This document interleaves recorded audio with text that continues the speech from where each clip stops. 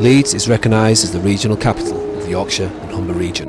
The population of the city is estimated to be just fewer than 800,000. Statistics show that in Leeds alone there are around 13,000 people homeless.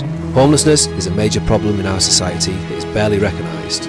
We went to Leeds, Halifax and Hebden Bridge to investigate into the lives of those living on the streets. In Leeds we came across a man selling The Big Issue. He told us about how The Big Issue works and told us a little bit about homelessness. It's a massive problem. We try to play it down pretty easy, and I guess a lot of that's done with technicalities. Because somebody's sleeping on somebody's sofa, because they're not actually caught with sleeping, they're not classed as sleeping, and they really are. People who are homeless die 30 years younger on average. This is because of the poor conditions in which they live in.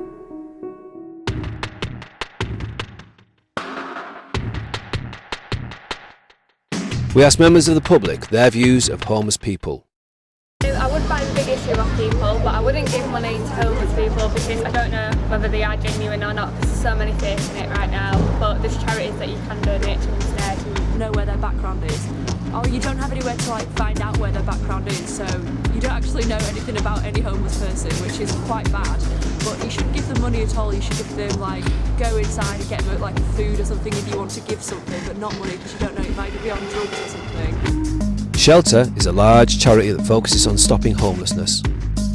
They have shops placed all over the UK to raise money for people who can't afford a safe place to sleep at night. 16% of Shelter's revenue comes from the money that shops make. Every year in the UK, over 100,000 children under the age of 16 run away from home. 30% of these are aged 12 or younger. 1 in 6 will sleep rough. 70% of these children are never even reported missing by those supposedly responsible for their welfare and safety. Unwanted, unloved, and often abused, they find themselves living on our streets simply because there's nowhere to go and no one to turn to. Basically what happens is we wake up in the morning and we have to go down to the office to buy magazines out, money that we have in our pocket. We pay £1 for each magazine, and then we come out into the city centre and sell the magazines for a couple of prices. Your local authority has legal duties to find permanent accommodation for people who are already homeless or will be made homeless in 28 days. However, there are 950,000 empty homes across the UK, 350,000 of which have been vacant for 6 months or more.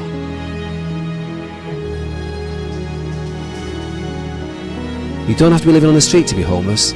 You may be legally classed as homeless if you're sleeping on a friend's sofa, staying in a hostel, or in overcrowded conditions.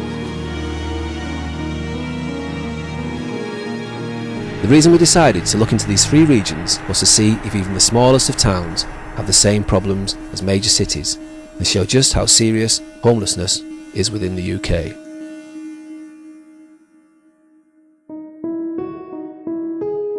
I've been selling The Big Issue for a long time now. It's helped me provide for me and my family. Before I had The Big Issue, I was homeless, begging on the streets of Hebden Bridge. I travel every day to sell The Big Issue. Sometimes I go to Halifax when market's on. I used to have to search in bins for food, but now I can afford my own.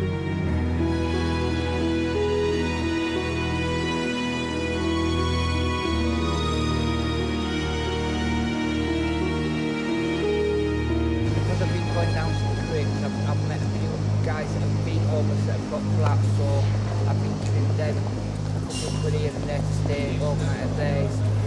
Or sometimes it'll be a case of having to sleep rough.